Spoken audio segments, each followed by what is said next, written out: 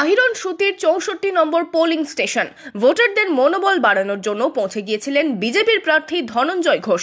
সেখানে তিনি বুথ থেকে বেরোনোর সময় তৃণমূল কংগ্রেসের ব্লক সভাপতি গৌতম ঘোষের সঙ্গে বচসা শুরু হয়। তৃণমূলের অভিযোগ, ভোট কেন্দ্রে ভোটারদের প্রভাবিত করতে প্রার্থী ধনঞ্জয় ঘোষ এসেছেন। সেখানেই বচসা শুরু হয়, যদিও সেন্ট্রাল পুলিশের তৎপরতায় সমস্ত পরিস্থিতি সামাল দেয়। আমি বিজেপির একজন প্রার্থী, সে প্রার্থীতে যদি ও বুথের বাইরে দাদাগিরি করে, আমাকে যদি ঠেট করে, জনগণকে কি করতে পারে ভাবতে পারেন? একজন ব্লক প্রেসিডেন্ট একজন বিজেপি প্রার্থীকে বুথের 100 মিটারের মধ্যে কিরকম দাদাগিরি করছে, ভিডিও করছে।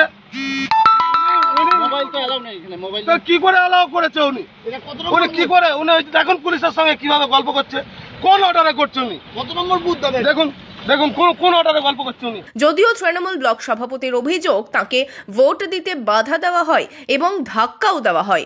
আমাকে গায়ে ধাক্কা দিচ্ছে, আমি দেখতে পাচ্ছি আমি ভোট দিতে এসেছি, আমার গায়ে ধনঞ্জয় গায়ে আমার গায়ে হাত দিল। আমি বললাম প্রশাসন কোনো ব্যবস্থা নিচ্ছে না, কোনো ব্যবস্থা নিচ্ছে না।